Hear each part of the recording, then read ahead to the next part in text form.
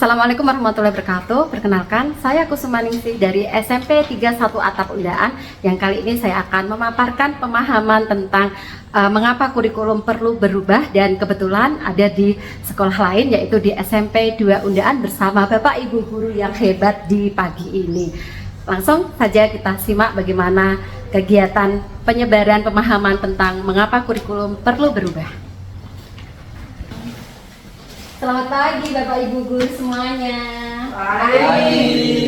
Minta waktunya sebentar ya. Oke, perkenalkan saya Kusumaningsih. Nah, kebetulan saya sedang ada di SMP 2 Undaan yang tercinta ini. Boleh ya meminta waktunya sebentar untuk menyebarkan pemahaman mengapa kurikulum perlu berubah.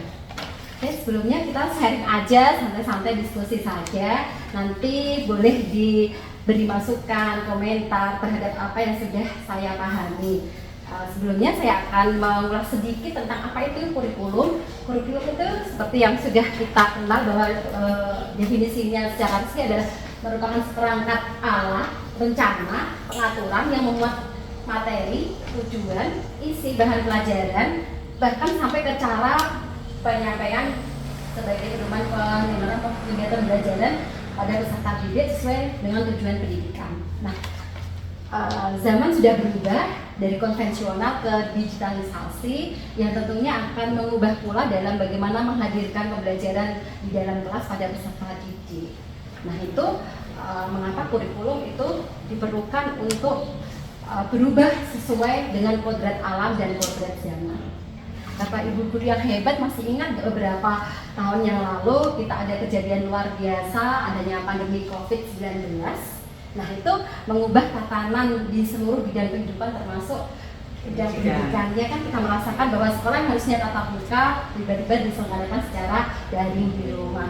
Nah, itu ternyata menjadi kebijakan dari Kemendikbudristek itu mengambil sebuah kebijakan sebagai upaya pemulihan pembelajaran, yaitu dengan adanya perubahan kurikulum merdeka. Nah, tidak seperti opini masyarakat bahwa setiap ganti menteri ganti kurikulum. Nah, ternyata opini tersebut kurang tepat. Mengapa? Karena kurikulum itu berubah untuk beradaptasi pada kehidupan yang selalu berubah dengan sangat cepat. Nah, di situ saya membaca di literasi yang saya baca dari Journal of International System and Management yang ditulis oleh I.I. Jihan, Mas Duki Absari, Siti Nur Hafifah tahun 2023. Ada hal yang menarik di literasi tersebut, di jurnal tersebut, bahwa ternyata kreativitas guru menjadi salah satu kunci penentu suksesnya sebuah kurikulum merdeka. Jadi di kurikulum merdeka itu ada penambahan kegiatan pembelajaran yang sudah kita kenal dengan P5 kurikuler ya, proyek penguatan profil belajar Pancasila, itu memberi ruang kreasi bagi guru untuk menghasilkan karya-karya yang kreatif pada peserta didik. Nah, di kurikulum merdeka yang menarik ini juga disediakan ada fitur berbagi karya.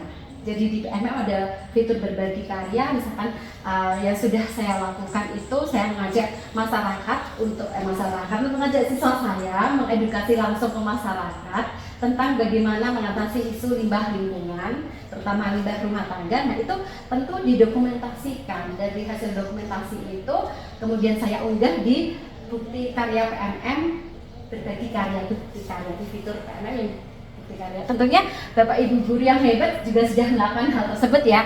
Oke, luar biasa keren ya.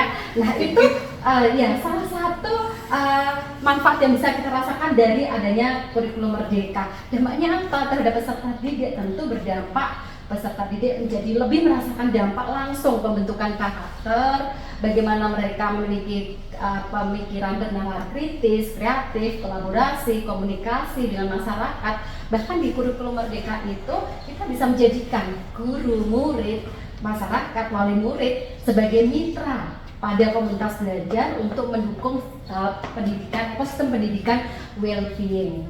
Jadi menarik sekali di kurikulum Merdeka memberikan banyak manfaat pada kita sebagai guru dan pada peserta didik. Dan di jurnal tadi yang saya baca tadi di Journal of Information System and Management yang ditulis oleh EE dan kawan-kawan tadi, ada kalimat yang menjadi mood booster saya, yaitu bahwa Allah itu tidak pernah menciptakan sebuah produk gagal. Nah, itu menjadi motivasi buat diri saya, dan nanti harapannya bisa terpatri di hati dengan sangat kuat sebagai pendidik, bahwa di situ anak-anak siswa memiliki keunikan yang nantinya mereka akan bisa berkembang keunikan tadi untuk membangun kehidupan di masa depannya. Jadi di kurikulum Merdeka kita memang diharuskan untuk menggali terus potensi unik dari setiap peserta didik. Nah, di sini ada kalimat yang keren, jangan ubah kemampuan anak mengikuti sistem, tapi sistemlah yang harus disesuaikan dengan kemampuan dan keunikan murid, dan itu menjadi dasar mengapa sebuah kurikulum perlu berubah. Nah, kurikulum Merdeka tidak hanya didesain saja, tetapi juga memaksimalkan layanan pembelajaran, penilaian terbaik pada peserta didik. Sebagai penutup, mengapa kurikulum itu perlu berubah? Tentunya agar pendidikan di Indonesia itu mampu menghadirkan pembelajaran yang sesuai dengan kebutuhan murid, mengembangkan karakter peserta didik, tentunya selaras dengan teknologi, perkembangan zaman, berdampak positif pada murid, dan yang tidak kalah keren, mendorong kreativitas guru dan murid. Bagaimana Bapak Ibu guru pemahaman tentang mengapa kurikulum perlu berubah? Sudah ada ini ya, sudah ada sependapat ya.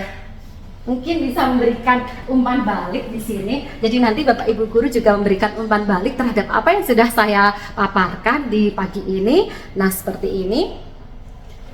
Oke, bisa langsung untuk dituangkan, mungkin dengan kalimat yang sesuai kenyataan yang sudah pernah dialami oleh Bapak Ibu guru.